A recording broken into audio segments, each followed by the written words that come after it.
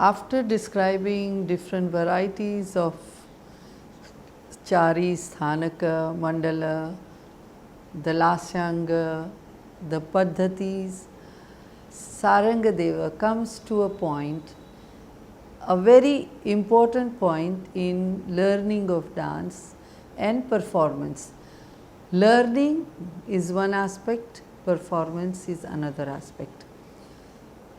Sometimes people learn dance, but then who can perform and present it on the stage? So there are rules and regulations or suggestions that who can perform. So the characters of the dancer, the Nartaki, Lakshana, the audience, what kind of audience it can be, Sabhapati Lakshana, and then Charangdeva goes further, what is the Lakshana or composition of the group. So here you can see the simple way Sharangadeva is talking of the company, a dance theatre company, which we are having today, and this is how many years back? 1000 years back. So this is something very amazing and very enlightening for all of us to learn and understand.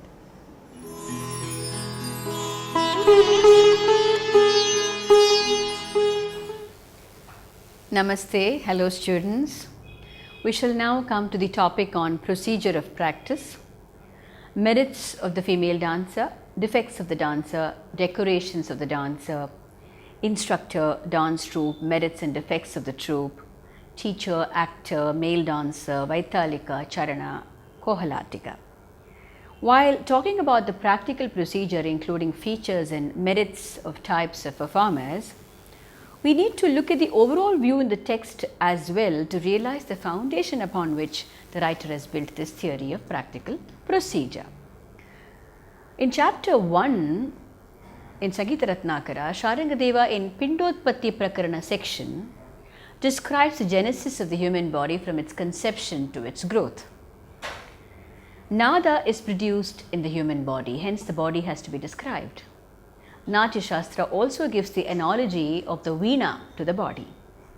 These seers had immense depth in alchemic knowledge of the macro-microcosmic model of the universe and the individual in layers of the gross, subtle and causal planes.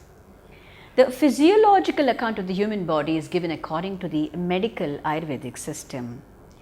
There is an implicit indication of chakras or energy centers just as is there in the Natyashastra without being explicitly opened up. This is based on the energy or vibration tantric school. It is said that by concentrating on some of these chakras, one could attain great heights in both dance and music. In Nada, Sthana, Shruti, Swara, Jati, Kula, Devata, Rishi, Chanda, Rasa, Prakarana, Sharangadeva describes how Nada arises in the human body just as the saint composer Tyagaraja has sung Nadi, Nabhi, Hrit, Kantha, Rasana in that famous Kriti of Shobillu, Saptaswara. Nada Rasa, which truly arises from the root or Mooladhara, delves into the navel and then manifests in the sthanas or places in the human body. Hrit, that is heart region, Kantha, throat, and gives rise to a spiritual bliss in the Sahasrara above the head chakra. In each sthana, because of the presence of 22 nadis, 22 shrutis are produced. Shrutis are units of tonal interval with which the interval of a swara is mentioned. Now these are all concepts which are given in the Sangeeta Ratnakara, in the adhyayas other than Nartanadhyayas, the background of which is necessary to know when we read about Nartanadhyaya as well as to how the writer has handled the topics of procedure and practice or the merits of the dancers and the other members so that one gets the perfect Nada Rasa. The 7 swaras are also associated with the songs uttered by the various birds and animals. For example, Shadja with the voice of peacock. Procedure for practice. Sharangadeva, being skilled as a dance practitioner as well, has given an elaborate procedure for the dance practice which contains clear instructions on the rituals, oblations and dance repertoire to be followed. He has used his discriminative thought while prescribing the essential requisites for a person fit for dancing, and if so, how to present herself, the method of instructing her with appropriate training, the troupe comprising of an array of members, and the general parameters within which all these elements are put together in order to bring out a spectacular presentation. The writer, on the basis of a flawless study of Natyashastra and its commentary Abhinav Bharati, has given equal or rather exalted weightage to the praxis of the art. Calling this portion as Shrama Vidhi, Shlokas 1217 to 1223, Sharangadeva offers worship to Lord Ganesha, the remover of obstacles, Saraswati presiding over speech, Brahma, Vishnu and Maheshwara, the stage or Ranga with its deities, instruments like cymbals, percussion, string and wind instruments in their respective order, Upadhyaya, the dancers and the two pillars along with the central bar. The ingredients of offering consist of the fragrant musk and sandal paste, foodstuff which are anointed, white fragrant flowers, incense and showing the arati or light, a variety of naivedya or food offering and dresses, betel and others. Thereafter the skilled dancer should start her practice at an auspicious time. A firm bar is to be placed on the two pillars horizontally at the level of the dancer's chest, which she has to hold suitably by her hands in order to gain support. Her upper garment has to be well fitting so that her back is erect. It is then that the dancing girl should practice the limb movements and learn Valana, Sthapana, Rekha, Tala Samya, the layas and the angas and all accessories of Lasya dance. She should follow the singing and the instruments, which is also to be learnt by her.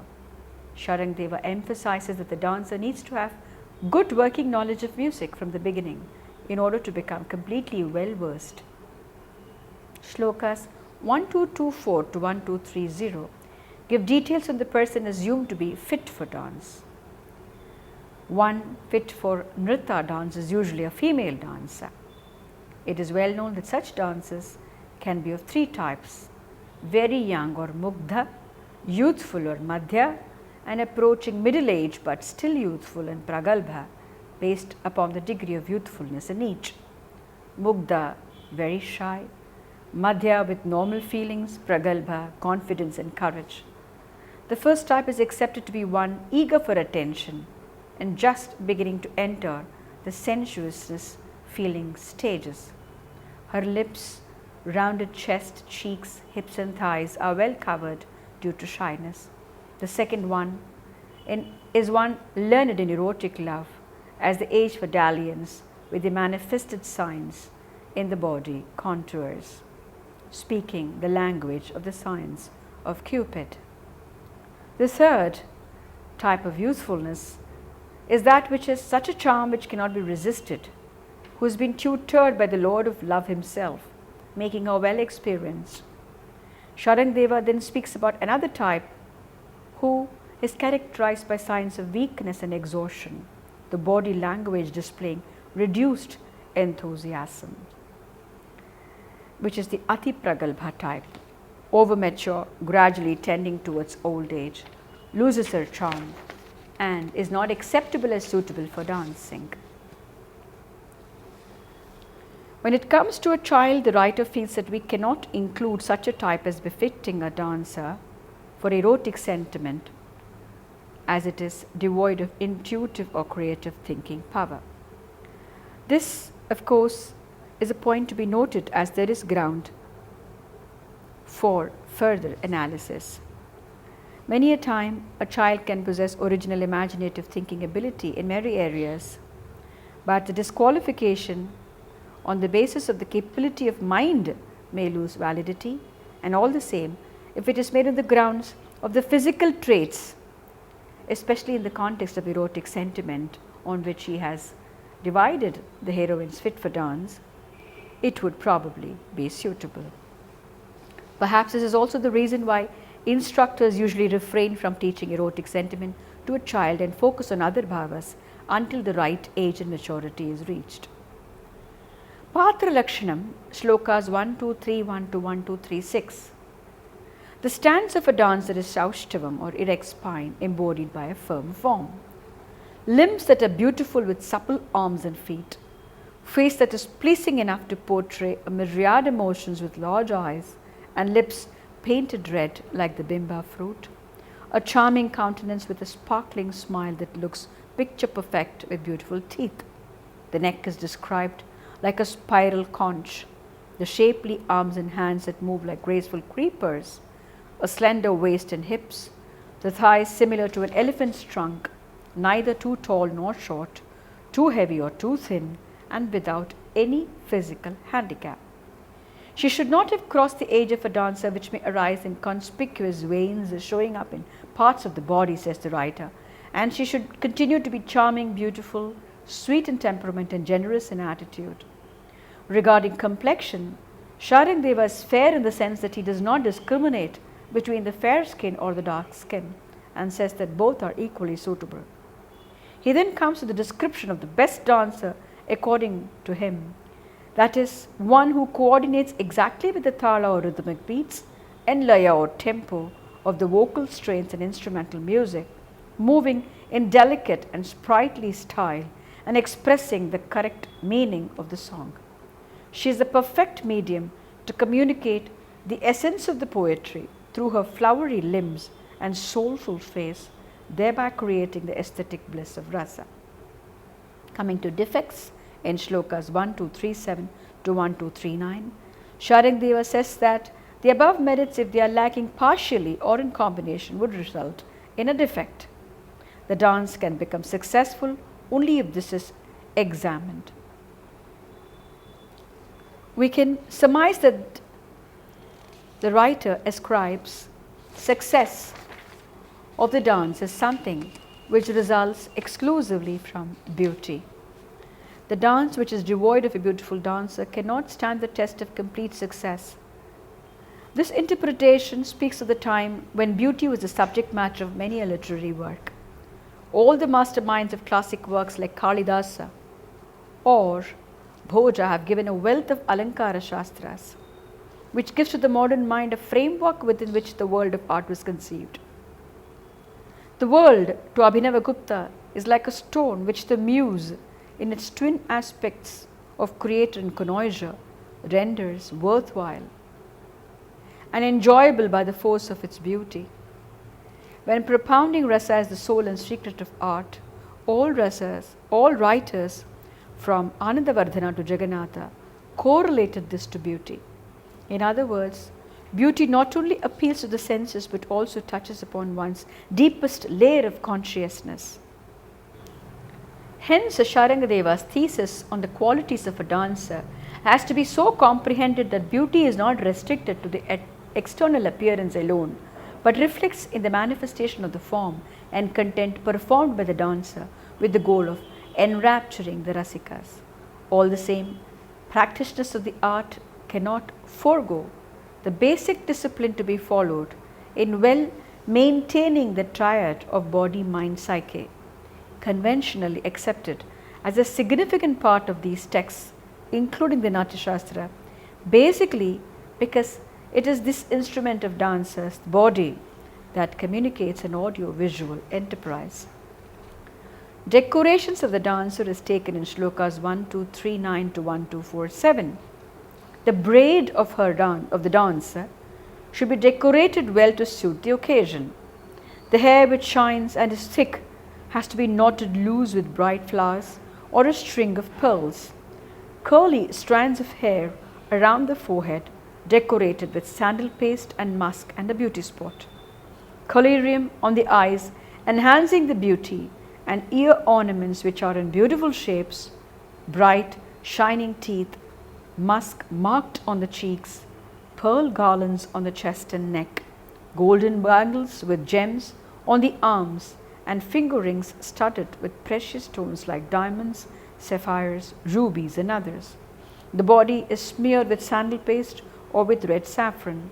Pure white silk garments, a colorful costume with a well-fitting blouse and skirt, depending on the regional custom, are all to be suitably worn as embellishments for the dancer, who again may be dark or fair, says Sharangadeva, the devotee of Shiva. The Upadhyaya and Sampradayaka in shlokas 1247 to 1251 are described. Upadhyaya or instructor is someone who is considered as a man of good personality with a thorough knowledge of the science of dance and music and their combined effect. He should be clever in constructing a performance which includes the invocatory beginning and the concluding crescendo built up by the harmony of several musical instruments which he himself would know to play as well. He is required to know well the three grahas of music and well versed in traditional knowledge acquired through the Natya Parampara, the science of dhvani or sound, the excess or lack of sthayas, proficient in the many thalas and steady in the laya or tempo, and one who can create the prabandhas with the instruments.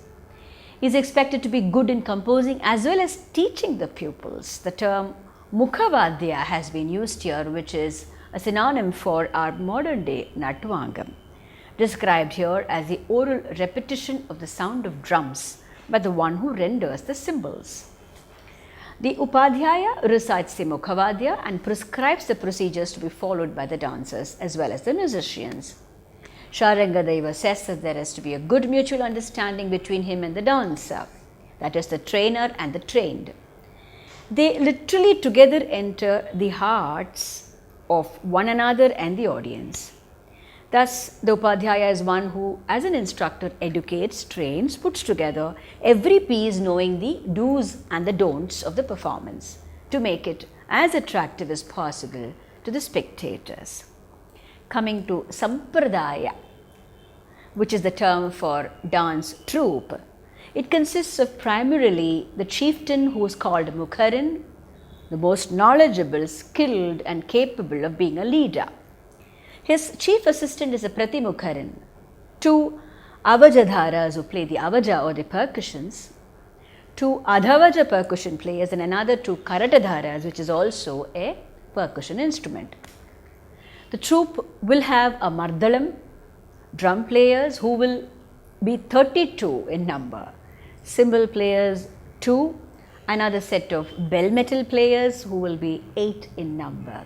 So this description has been given by Sharangadeva of the troupe, which will be really big in size, which is something probably not imaginable in today's day. He also recommends that if you have 4 of some of these whom he has given us 2, it could be even better. He says 2 male singers, men along with a chorus of 8 other singers, and 2 women main singers with another chorus of 8 others will be the best, most fascinating troupe. But of course, he brings in only one dancer who with all the merit adds luster to this troupe with her beauty, her cleverness in synchronizing and coordinating with the troupe members. He has given the description of the merits of the dancers is similar to Natyashastra and the defects also. This ideal troupe is called Kutila in the world. Madhyama and Kanishta are the names given for troops which have only half of what is recommended or even less than that respectively. The defects of the troupe in shlokas 1258 to 1259 are briefly given in the text as the absence of the merits that are enumerated in the section on Sampradaya. Broadly, the 4 merits would be following the troupe leader or Mukharan, the tempo fixed by him, filling up any lacunae if necessary, and keeping in pace with the exact rhythmic combinations. Defects mean the above are getting unfulfilled. Sharangadeva in shlokas 1325 to 1327 deals with the Acharya, the Nata and the Nartaka. The Acharya is declared to be the person who is an expert in Gita, Vadhya and Nritya, that is, someone who knows theory and practice of the symphony of song, instrumental music and dance. His qualities must be eloquence in speech, handsome in appearance, including being well dressed, articulate in public relations with the pupils and others, who can easily shower compliments amicably on others, with oratory skills that has a good shade of a sense of humor, and last but not the least also an expert in playing instrumental music himself. Hence, we can understand that the Acharya is ranked higher than someone who generally instructs or recites the sounds with symbols, in the sense that his responsibility is higher. The actor called the Nata is an expert in the Chaturvidha Abhinaya, Angika with the 3 divisions of Shakha, Ankura and Nritta, Vachika with the songs and the music, Aharya or the suitable makeup and apparel for the characters represented, and Satvika Abhinaya or the histrionic representation arising from the mind and reflected upon the face primarily. An actor is also expected to be aware of the various kinds of plays like the Bhana.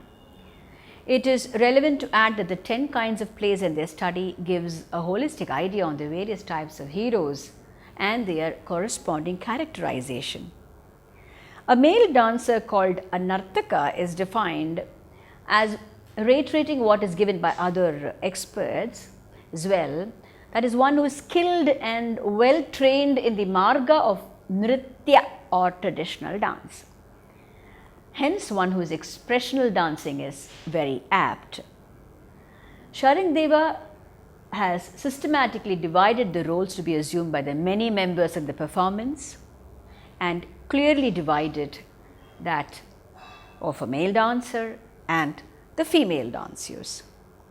In the Shloka 1328, he speaks of the Vaitalika as one who is well versed with several languages, who can communicate easily in many matters, and is versatile in the art of subtle observations and as a critique. 1329 is on Charana. The Shloka is one who is knowledge of the Kinkini Vadya and the secrets of the musical ragas and is exceptionally clever. He is surrounded by the Vikata dancers who have ludicrous costumes and are in disguise. A Kohalatika in Shloka 1330 and 31 is one who carries a dagger and other weapons, well versed in Brahmarika Karana and adept in rope walking, and who can carry heavy objects on stage. In the context of procedure, we now take up the realm of rasa, which is the ultimate goal of artistic enterprise. Rasa is poured forth easier and spontaneously without much rigorous ritual or austerities, if one is able to fulfill all these procedures or the merits as given by Sharangdeva. One can compare the pouring of milk out of love for the calf from the udders of the mother cow as against the active milking of the cow. Yet both the source and the outcome are the same. This seems to be the difference between dance, which is Laya Yoga, where there is this experience, and other practices like the Hatha Yoga, which may be aiming to achieve the same through extreme effort.